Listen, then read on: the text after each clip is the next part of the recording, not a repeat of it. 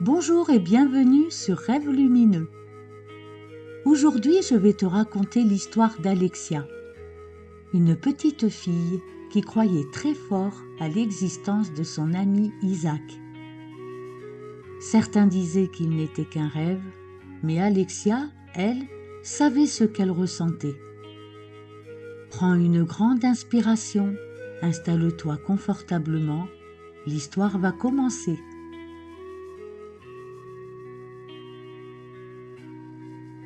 Ce jour-là, Alexia était triste. Elle marchait le long du sentier qui longeait le ruisseau, dans la forêt derrière chez elle. Il faisait beau et une légère brise caressait son visage. Elle aimait tant cet endroit. C'était son refuge, sa parenthèse enchantée, hors du temps, loin des tracas du quotidien. Mais même cette douce matinée de printemps ne parvenait pas à apaiser son cœur. Son meilleur ami, Isaac, n'était plus venu la voir depuis plusieurs jours. Dès qu'elle en avait l'occasion, elle courait jusqu'au grand chêne où ils avaient l'habitude de se retrouver, mais il n'y avait personne. Et chaque jour qui passait alourdissait un peu plus sa peine. Ses parents tentaient de la réconforter. « Chérie, tu sais bien qu'Isaac n'existe pas, » lui dit sa mère. « C'est normal de s'inventer un ami quand on se sent un peu seul. » Son père ajouta. « Moi aussi, j'avais un ami imaginaire quand j'étais petit. Puis un jour, j'ai grandi et il est parti. Tu as 10 ans, ma puce. C'est peut-être le moment de te faire de vrais amis. Tu verras, dans quelques années, tu en reparleras avec le sourire. » Mais Alexia refusait d'y croire. « C'est pas vrai. Isaac existe vraiment. Il ne m'abandonnerait jamais. Il va revenir, j'en suis sûre. »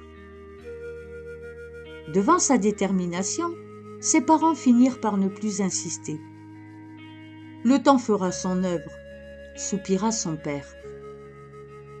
Mais le temps, justement, ne faisait qu'ajouter à l'angoisse d'Alexia. Chaque jour, elle cherchait Isaac dans la forêt, appelait son nom, les yeux pleins d'espoir. Un jour, elle en parla à une camarade de classe. « Moi aussi, j'ai eu un ami imaginaire, » lui confia celle-ci. « Un petit lutin venait me voir tous les jours, il me rassurait, me faisait rire, et puis un jour, il a disparu. Mes parents disent que c'est normal.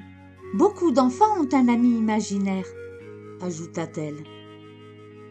Alexia sentit la colère monter. « Isaac n'est pas un lutin de pacotille, il est réel, et il ne serait jamais parti sans rien dire. » Ce soir-là, en rentrant de l'école, elle voulut retourner dans la forêt. Mais son père l'en empêcha. « C'est pour ton bien, Alexia. Tu te rends malade pour un personnage sorti de ton imagination.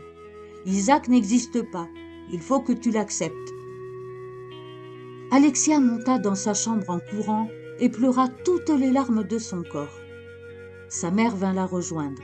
« Ma chérie, ton père essaie juste de te protéger. »« Alors j'ai même plus le droit de me promener ? » ?»« Ce n'est que temporaire. Dès que tu iras mieux, tu pourras retourner dans la forêt, comme avant. » Les jours passèrent, et puis, un après-midi, Alexia rentra de l'école le sourire aux lèvres. « Maman, papa, vous aviez raison. J'ai compris maintenant. Je suis grande. Les amis imaginaires, c'est pour les petits. » Soulagée, ses parents échangèrent un regard. « J'ai fini mes devoirs, » dit Alexia. « Je peux sortir ? Une camarade et moi, on aimerait se promener. » « Bien sûr, vas-y. » Alexia courut aussitôt vers le grand chêne.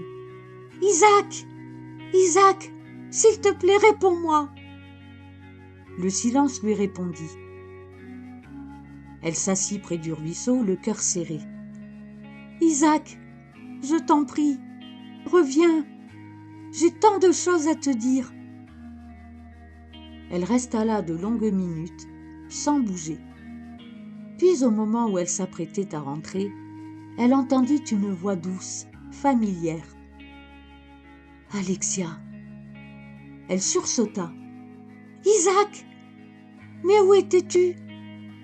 Pourquoi t'es-tu caché aussi longtemps ?»« Ma douce Alexia, tes parents n'ont pas tout à fait tort. Je suis réelle, oui, mais c'est toi qui m'as inventée. Cela ne change rien à tout ce que nous avons partagé, les jeux, les rires, les confidences. Mais il est temps pour moi de partir. Garde-moi dans ton cœur, car je fais partie de toi. Tu peux me parler chaque fois que tu veux. Même si tu ne me vois plus, je serai là pour t'écouter. Je suis ton enfant intérieur. » Alexia resta sans voix. Tout ce qu'elle cherchait depuis des semaines était en elle.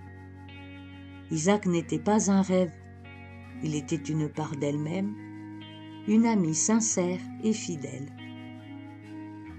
Elle rentra chez elle, le cœur léger, et se promit de cultiver cette précieuse part d'enfance et d'aller jouer plus souvent avec sa camarade de classe qui n'attendait qu'une chose, lui offrir, elle aussi, son amitié. Merci pour ton écoute. Je te souhaite une très douce nuit et à très bientôt pour une nouvelle histoire.